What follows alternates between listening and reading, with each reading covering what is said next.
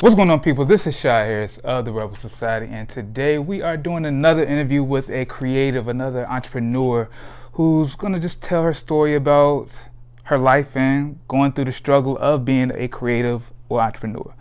So, before I introduce you, I actually came across this lady probably about 2 years ago. My wife was actually having a panel at Slover Library. Shout out to my wife, Elle. And this lady was actually up there like giving games. She was talking. She had a real strong presence in the room. That was a great event. It was a dope event. The State of the Woman in America. Yes. That's what it was. Mm-hmm. So after that day, I started following you and just was able to see all of the great things that you do, which is a lot. Yeah, right. And just seeing your presence grow in this area has been something great to see. So thank you. So today I'm sitting with Miss Nina Brewton. Thank you so much. How are you doing today? I'm doing well. I'm blessed. That's good to hear. I'm good, brother. How are you? I'm doing great. And thank you for having me. Thank you for your time. No problem. So for the people that don't know you, who are you and what do you do? Oh, my word. Well, my name is Nina Brewton, as he mentioned, and online I'm the BaldHeadQueen, and that moniker actually came from Cabana Black from the Fuzz Band. Gave me that name years ago, and it is part of the title of my memoir, Dramas of a Bald-Head Queen. So the idea, which is actually, I'm preparing it for re-release later this year. So like you said, I'll be doing the most. Right. But years ago, Bald-Head Queen, there's a whole story behind that about how just growing up dealing with self-image and as a black girl raised in Wichita, Kansas, right, in the 80s, right. I had my first big chop by the time I was 5 because my hair was damaged from relaxers already. And so my little kindergarten picture I'll have to show you is me with a little teeny weeny afro. And from there, over the years, kids would tease me, adults would tease me, and finally, I think I was about 13, 14 when I started calling myself queen, because I figured, if I were still in Africa, I'd be a queen, and I had a whole idea. And over the years, the idea of what it means to be queen and live up to the name has evolved, of course, but eventually, bald head became the thing, and I said, well, I may be bald, but you're going to call me queen. And that's where the bald head queen, all of that kind of came from. So, yeah. So, writer who speaks, speaker who sings, and from there, so much more. Okay. So, let's get into that. Yes. So, how did you get started with the creative side of what you do? Well, as a creative entrepreneur, I think, matter of fact, I've been in Virginia for 19 years last Saturday, literally. Okay. I arrived at Langley Air Force Base, and even years before that, military? I was stationed at Langley. I was in the United States Air Force for 5 years, and great experience. And even before I arrived here and became familiar with the art scene and the spoken word scene of the early 2000s, it was popping. Right now, we're still going, but it was a whole different vibe back in the day. I felt like one of those old folks back in my day. But for real, it was just a different vibe. The spoken word scene in general was different. But even before then, I was always writing poetry. I was always performing in high school, out of high school, and really got to cultivate my craft as a spoken word artist, as a vocalist on the open mic scene between Baltimore to Atlanta, up and down the East Coast, with a number of artists. So that's how that came about. And for the longest time, I saw myself as a spoken word artist. This is who I grew up with on the scene. This is who I thought I had to be. This is who I thought I was going to be, with some performance on the side and maybe some hosting here and there. It's amazing the way our minds can get caught up in what we're supposed to be. Okay. What we think we're supposed to be. So where does that bring you at today? Man, oh man. So now my passions lie in hosting. I love hosting events. And in addition to that, I have found myself in the world of benefit fundraising as an auctioneer. And people literally pause like, wait, you mean like an auctioneer? Yeah. Like $5 10 now, 10 now, can I get $5? Yeah. I'm perfecting my chant. But That's what it's called, a chant? It's called a chant. Yeah, it's called your chant. Yep. Okay. And so, back up.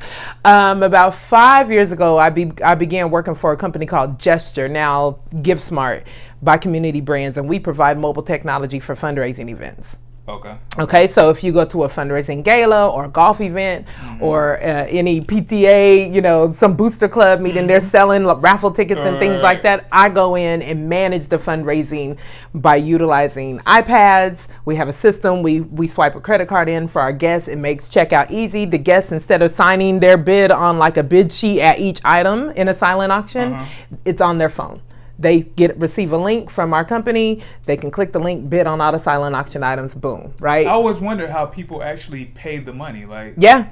And traditionally, it's been a long process of the organization having to stack all the bids and having to determine the bids and having to, and it's a lot. It's a lot on the organization. So what companies like GiveSmart have done have revolutionized the fundraising industry by providing mobile technology.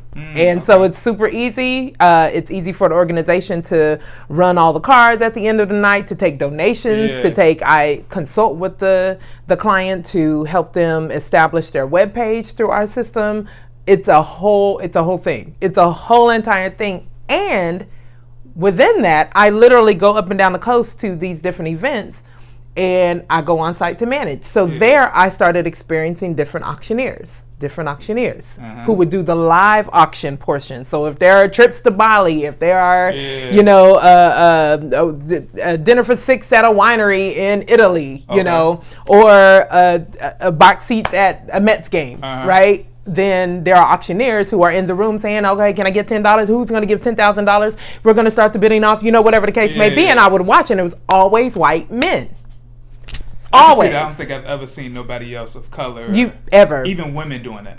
And so early last year, I was at an event in Tyson's Corner up in Northern Virginia, and I saw my first female auctioneer, and she blew my mind. I mean, her name is Letitia Fry, and she's the auctiontainer is her name. Okay. And so she's just that. She's entertaining. She's around the room. She's in her 4-inch heels. She's in her ball gown in a room and raising thousands and thousands, hundreds of thousands of dollars for an organization.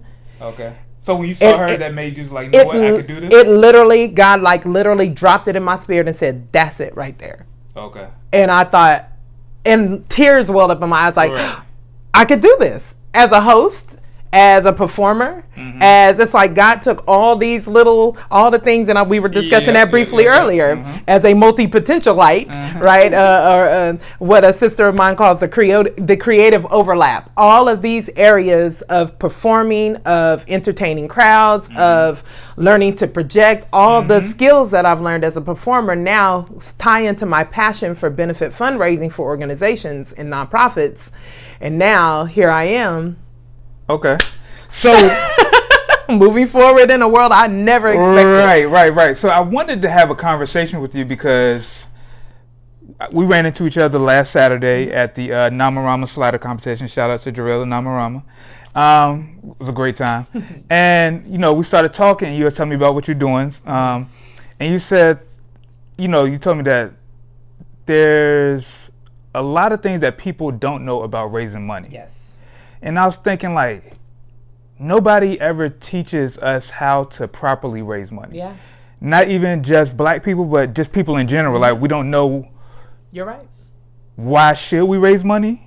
I mean, I think we all want to, have more money in our pocket, but we are never taught, like, all right, these are the right moments in your business or as an entrepreneur that you need to raise money, and what are the ways of kind of going about that.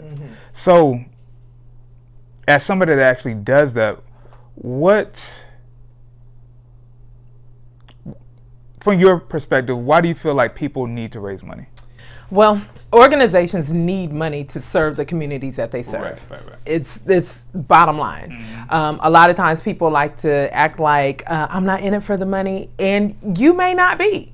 But in order to run your business, in order to run your nonprofit, you have to have money. True. In order to provide scholarships for students, in order to provide, the organizations I work with provide services for families whose children are going through cancer treatments. Like they may not give to the National Cancer Society, but they support the families who are affected or who are going through, right? Okay. Who need rides to the hospital, who need babysitters, parents who need a night away. That stuff costs money. Paying people to do that kind of work, it takes money because it's time.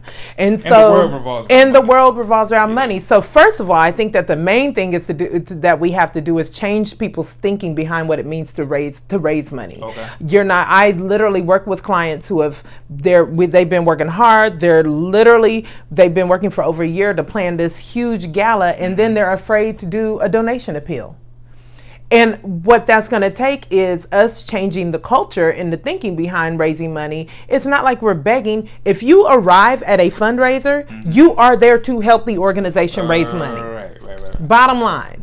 So now there are some people who can't, if you've spent $200, $750 on a ticket for dinner, I get it. You may not have another $1,000 or another $10,000 to give, but everybody can do something. The reason we're in that room that night is to help this organization raise money. So we have to we're not in the room for the meal? We're not in the room for the meal. We're not in the room to be seen. Okay. And I've dealt with that too. Okay.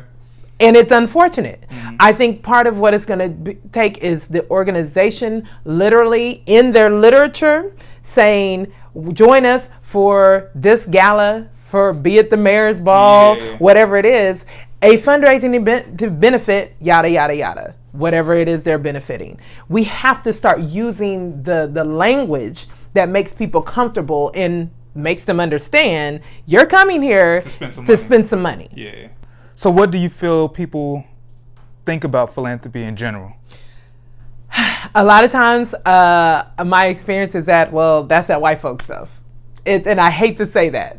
I hate to say that. This is making it personal for our community. Yeah, true. But absolutely. And there's a Black Philanthropy Month is the month of August. Like there's a whole month centered around. I did not know that. I didn't either. But again, I'm learning a whole thing. So my goal is to not only teach people in general, but to really get to the bottom of it in our own community, because there's a lot of work that needs to be done. And again, it's going to take money to do it. So changing our thinking around philanthropy in general is really important. And I think that the ways that we do that is to show that from be it $50 or $1,000, you can pull money together with friends. You can, I've been at events where there'll be a table of friends who are together, and if the trip somebody buys it for $10,000, okay, they're at the table doing the math. Like, okay, we can work the thing out. We can go to Bali for a week. I mean, there's ways to make the money, and I hope I'm answering your question. It didn't shift the whole thing. Yeah, we're gonna be all over the place. Okay, God bless the edit. Yeah. So, question: what are your thoughts, or how do you feel Black people think about philanthropy right now? Okay, just from your experience. From my experience, again, I think that, and I really hate to say this, but I think that a lot of times our view of giving has been skewed. I think that because a lot of times we don't see the fruit of our sowing. I think that a lot of times people growing up in church hear about giving, and so they don't think about giving outside of my tithes, outside of my offering. So that's another area. Well, when you think, because when you said that, the first thing I thought about was like moments where I have to give to like a family member that's down and out. Yeah. Or you never see that money back, So between church and giving to actual family or friends who are going through a rough patch, those are the two things I automatically think of when I think of when you think of giving and philanthropy. Yeah. I have friends who recently purchased a brick in the city of Virginia Beach. It's at, we'll say City Hall. I can't think of exactly where it is, but it's at City Hall. And so you can purchase a brick and your family's name, dedicated in honor of by the family of Will and Rosalind Gervin, and they have their children's names. Right. They took their children and they purchased this brick and have their name here. This is philanthropy. This is money that's going to a certain fund within the city. And I love how intentional they are about showing their children there are other ways to give into your community besides church and giving to family members. I think that part of what we need to do also, we a lot of times, and you bring up the idea of we have like this savior mentality, right? When we think that where if we start making some money, we have to be the ones to save our family. We have to be the ones, and we see that a lot of times with celebrities. That's true. Right? Who they're the ones to make it, so they go broke trying to help everyone else. So we have to. Or the one person that's in your family that has the good job or made it out the hood or whatever the case may be, you feel compelled that you have to always help that family member who's down and out. Yeah, and it's unfortunate, but the reality is that we don't. Yeah. Our responsibility, when it comes to giving, we have to use discernment. I don't support every organization that I come across. I have a huge heart. I'm that person that will go broke. I remember my first trip to DC, I was 13 years old. And my mother and I wanted to give to every homeless person we saw because we're like overwhelmed with all these people. I've been there. Right? And you have to get to and I remember people telling us, don't just walk by because you'll stop every single block. Because you want to give to every single. All over the place. Yeah, they're everywhere. Yeah. I mean, it is what it is for all sorts of reasons.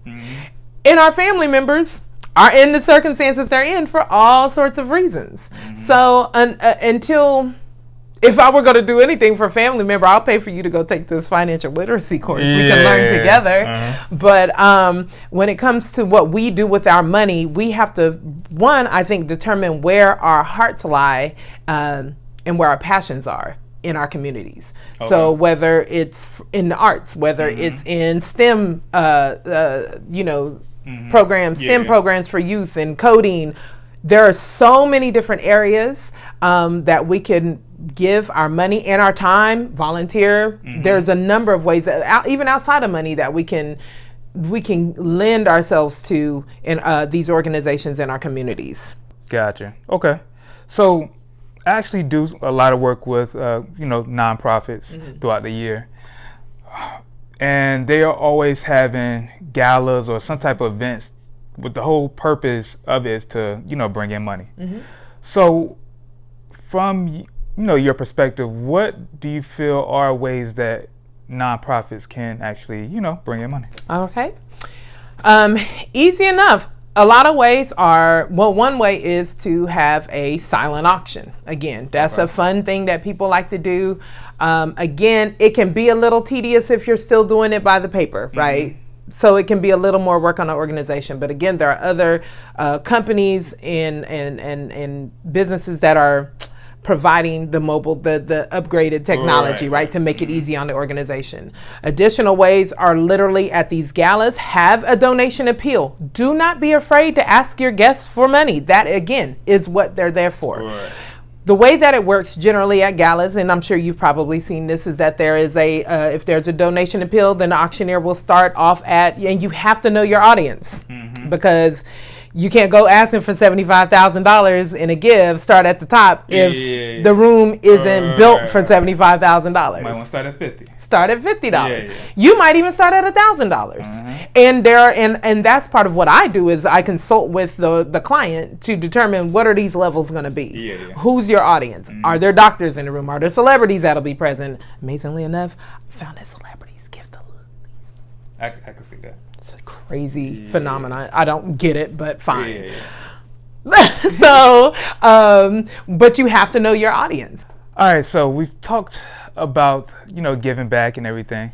Now I just kind of want to get into you as a creative.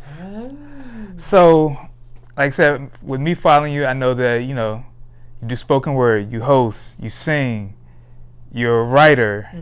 Anything else I'm missing out on? I model. Model? I'm a model. I'm an actress. I play the jazz vocalist Pearl Bailey. So I'll don a wig and a dress. And she's from Newport News. So for the city Newport News, I literally make appearances as Pearl Bailey. And I educate people on who she was and her life. So I do a number. So creatively, there's all of that. Again, like you said, author, vocalist, actress. I've done commercials. Okay, so out of all of those things, which has your heart the most?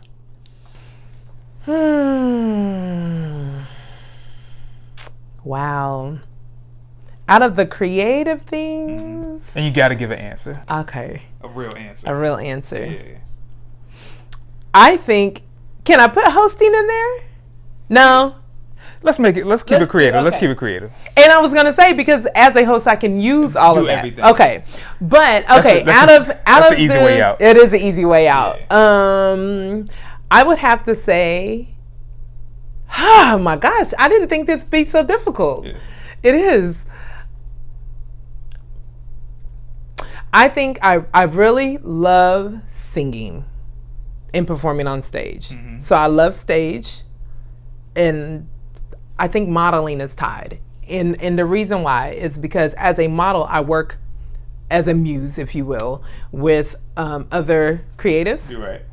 And photographers, makeup artists. So I allow myself to be their canvas, to be their subject as they grow as a creative. And working with the creative as a creative is always a win. It's always a win. So I'd say as a model. I'd have to say as a model, and I mentioned earlier, as much as I love singing, people are like, oh, you need to go on The Voice. Yeah. Oh, you need to do it. And I'm like, I'm not touring the world. I'm not trying to be Beyonce. Again, quiet money. Right. I would love to be, if I were going to sing, I'd be a background vocalist and support another creative. So, yeah. Okay. So... if that answers your question. No, that answers the question. That answers the question. But, and I wanted to kind of throw that out there because I feel like with a lot of creatives, they haven't really found either their niche or how to actually make money from it and profit from it. Do you feel like you found a way to kind of profit from your talents? I think I am finding ways to profit from my talents. And, yeah. My girl Bessie Akuba of the, Lord, if I'm saying her last name incorrectly, why did I just have a moment? But of the Creative Overlap, again, is a sister who is teaching me how all of my creative talents can be used in tandem. Right. That I don't have to just focus on one. Right. And a lot of times as a creative, I know for years I've beat myself up and kind of been dragging my feet because I didn't feel like I had one passion, right? But as creators, we are often taught that you have to figure or find your one. Find one. And then kind of grow from there. Yeah, and it's just not true. It's not true. No, I don't believe it at all. And I believe that it's limiting when we do. I believe that it's exceptionally limiting. Now, I do believe that I do believe that there's a niche that we have, and we do need to find that. We need to find our audience. I know that I'm stronger in some areas than others. I'm a stronger vocalist than I am, say, a spoken word artist. Okay. Memorization isn't really my strong suit. Right. So, songs are easier for me to remember, right? And it's easier for me to flow. I feel more comfortable flowing in music than I do.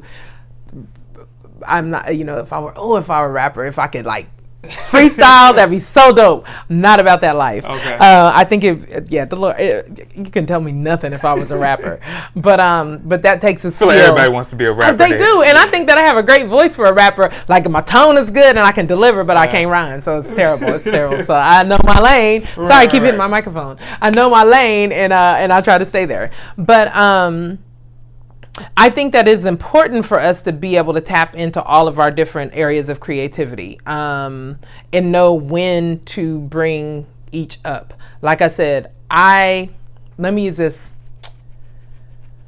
Just recently, somebody asked me to come and sing as part of her show. Okay. I ended up not doing it as much as I love singing, because singing is not my priority. It's not guiding. Me doing that project isn't taking me toward my goals, right? So I had to make the determination that when it comes to singing, I can use it in other areas where I am already working, instead of adding more projects that do not fulfill my big picture. So you kind of believe in having, like, in a sports term, a depth chart. So like, say whatever is your main priority creatively, and you figured out that's going to be your thing to kind of push you to where you want to go at, and then everything else kind of falls underneath. You can say that. Okay. And as a multi-creative, again, cultivating each talent has brought me back to my life as a benefit fundraiser, as an auctioneer. I can literally use all of those talents when I'm hosting or when I'm serving as an auctioneer. You sing while you host too? Oh yeah. Oh, okay. Yeah, I might give a little something, or it may just even be just a quick little, Hit a little quick run. So yeah. All right. So before we kind of wrap up this conversation, I do have one question. Mm-hmm. So for the creators out here who have a lot of skills, mm-hmm. what advice would you give to? What advice would you give to them? I'm figuring out this question in my head as I talk. Mm-hmm. To help them make a career out of one of them when they have so many. How do you make a career out of being a multi-creative, basically? Yeah. One, trust yourself. Okay. Trust that you're not flighty. Mm-hmm. Trust that you're not scattered. Right. People will definitely tell you that. They will tell you that. Your family will be like, you need to pick something. You need to get a job. Right, you need to, and you may need to get a job, please. Yeah. Pay your bills. Yeah. Pay your bills. But I think that the important thing is to, and now my brain, I'm thinking about the person who still has to work a 9 to 5, mm-hmm. because it's taken me years to get out of that. Right.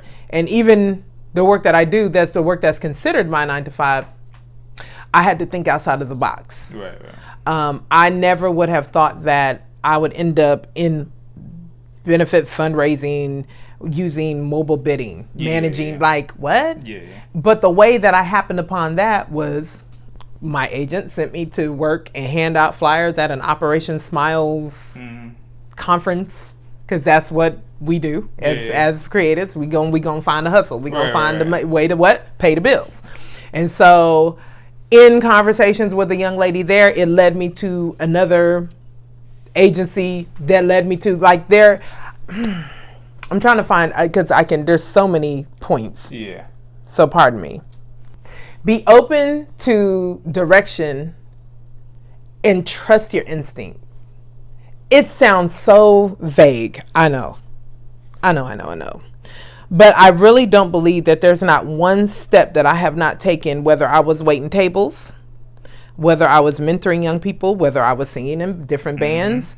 Find ways to make all of those things work to your advantage as a creative. Okay. And then be willing to think outside of the box. Had I shut myself down when benefit fundraising came up, what? I don't, and it almost did. The doubts came in. Like, what? That's dumb. That's not a real job. That's not a real, but there's a whole career over here and a whole industry that I can use as a creative that I never anticipated. I never expected. And so I think that a lot of times creatives, we get discouraged and we fail because we are unable to see ourselves out of the creative box that we've always placed ourselves in. Again, going back to, I grew up on the open mic scene. Had I continued to limit my thinking to, I'm going to be a spoken word artist because all of my spoken word artist friends are now doing that full time. So that must be where I'm supposed to go. I'm supposed to be a singer full time. I would have never allowed myself to remain open to the possibilities and to where God was trying to lead me as a creative that has, again, brought all of those skills to where I am today. I feel like that's the perfect way to end this out. Boom. Yeah. So where can people find you at? You can find me at webethelight.com. I am BaldHeadQueen on Instagram, but again, from webethelight.com, you can see everything. You can see everything. You can get to my blog, you can get to my YouTube channel, Instagram, Facebook, all of that. So. All right, cool. So I definitely appreciate this conversation. Absolutely. It kind of helped me out a little bit too, because I'm actually going through the being present thing. So very good. So I definitely appreciate that. I'm with you, brother, because yeesh, it's a lot. Don't overthink the thing. Yeah. Just do it. Just do it. Yeah, so once again, this is Shy Harris of the Rebel Society, and good day, good evening, good night, and we are out. Peace.